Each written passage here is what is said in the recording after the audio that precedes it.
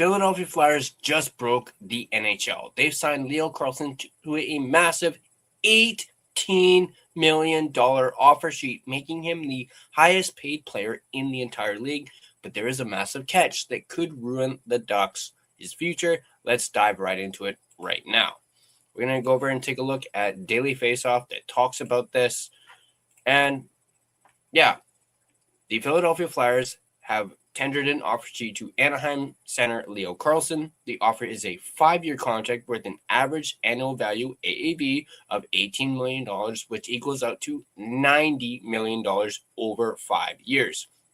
Of course, the Flyers, if the Ducks do not match the offer, would require 4 first-round draft picks in each of the next 4 seasons as compensation for getting Leo Carlsson. Now, Leo Carlsson has signed this offer sheet too.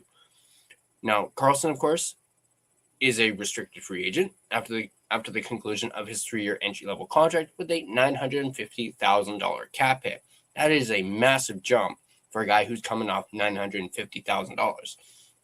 He does not have any arbitration rights coming off of his ELC, meaning his only avenue of leverage in negotiations with the Ducks was through an offer sheet. He was eligible to sign offer sheets on Wednesday, and I guess the Flyers wasted little to no time. Now, at this point in time, the structure of the contract, along with if it contains any bonuses or clauses, are not known, although I did see a tweet from, I believe it was Chris Johnson of the Steve Dangle Network, mentioning that this contract is heavy front-loaded, so take that with a grain of salt. As compensation for the offer sheet, the Flyers will have to provide the Ducks with their next 4 first-round picks in 2027, 2028, 2029, and 2030, a compensation they would have had to give up if they signed the contract for at least $11 million.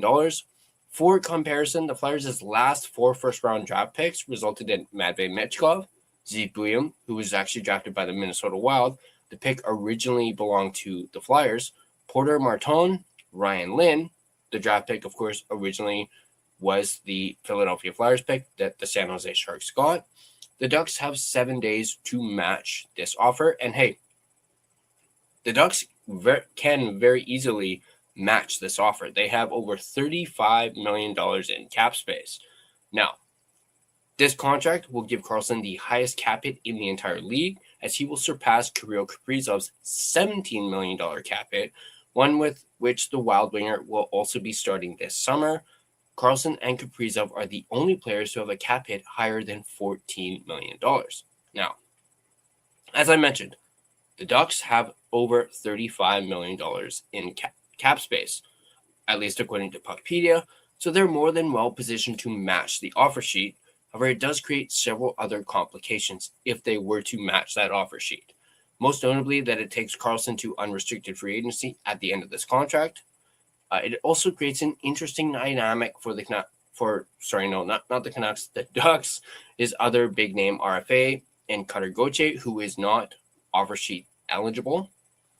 As signing Carlsson to $18 million gives Gauthier a much higher asking price. Now, right now, Gauthier is projected to get between $8.5 to $10 million. This offer sheet may raise that price tag, as Gauthier is probably going to look at that contract and be like, I want something like that. I mean, come on. Gauthier put up 40 goals last year. The guy is worth the money. So that might raise to maybe 11, maybe 12, maybe 14 million for Cutter Gauthier.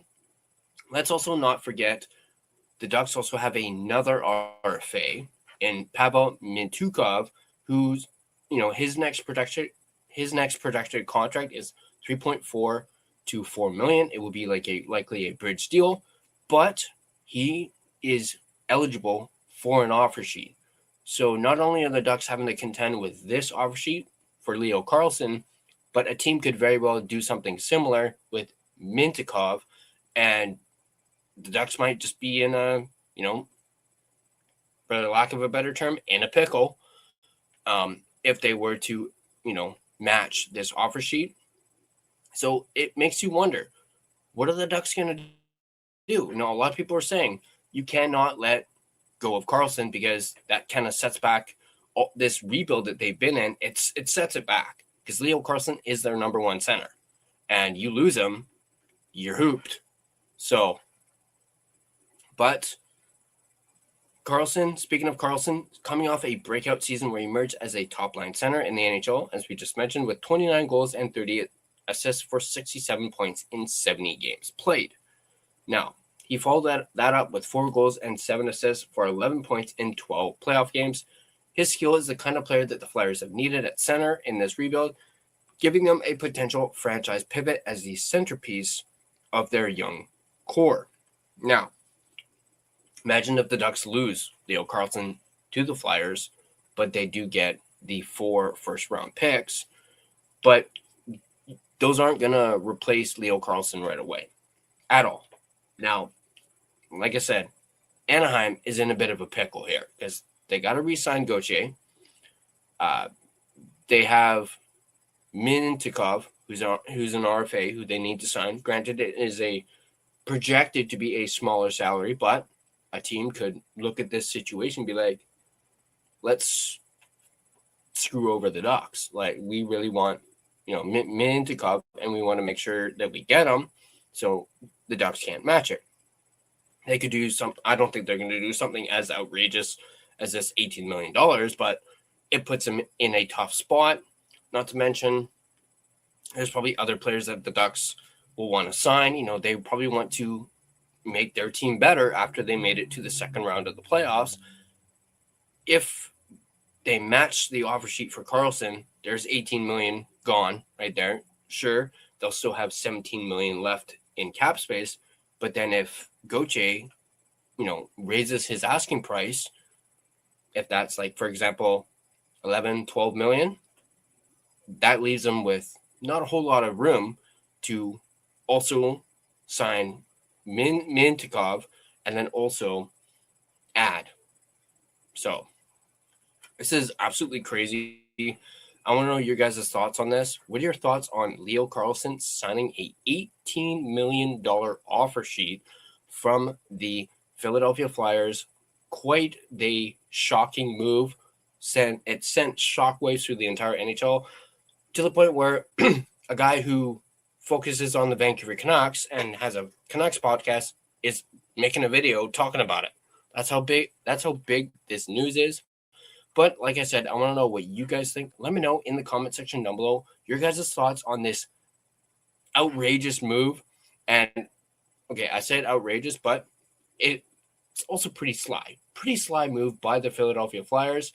And I think I saw something before I went on here that the Ducks were caught off guard by this. So if you guys enjoyed this video, on your way out, you can like the video and subscribe to the Line Change for more Canucks and off-season related content. You can also become a member of the Line Change by hitting that join button. And now an important message from our friends over at DraftKings. It all came down to it, a best-of-6 battle that saw the Carolina Hurricanes emerge as the Stanley Cup champions. Now as we enter the offseason, DraftKings has you covered every step of the way. The DraftKings Sports app is now available in all 50 states and includes all markets. Sweat every shift of the series all in one place with one app. New DraftKings customers sign up with code THPN, spend $5 to get $200 in rewards within 21 days. That's code THPN in partnership with DraftKings.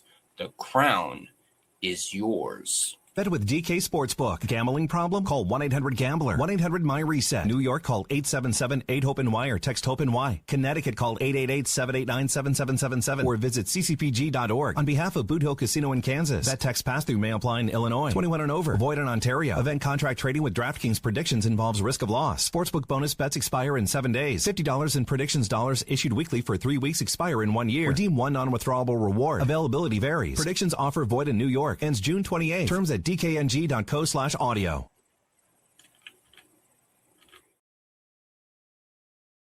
Thank you guys for watching, and I'll catch you guys in the next video.